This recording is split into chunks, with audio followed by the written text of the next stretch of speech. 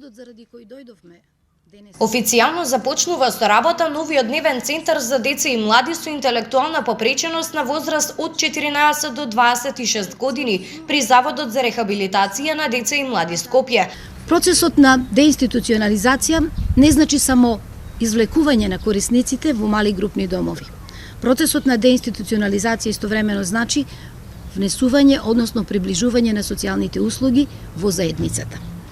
Заедно со нашите европски партнери работиме на еден план со кој што Заводот за рехабилитација во Топанско поле ќе го трансформираме во еден европски современ објект во кој што ќе постои една лепеза на социјални услуги за корисниците кои што ќе доаѓаат тука од Скопје, меѓутоа и пошироко.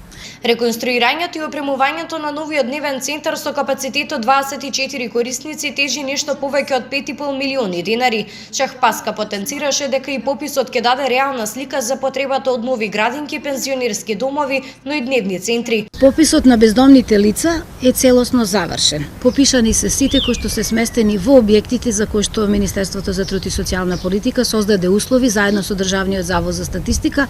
Првичната бројка околу 350 лица, она што беше и таргетот и од нашите сознанија, почнувајќи од Визбегово, Чичино село, значи е завршен тој процес на попис. Таа упати и порака до граѓаните во која, како што вели, пописот била безбедна операција.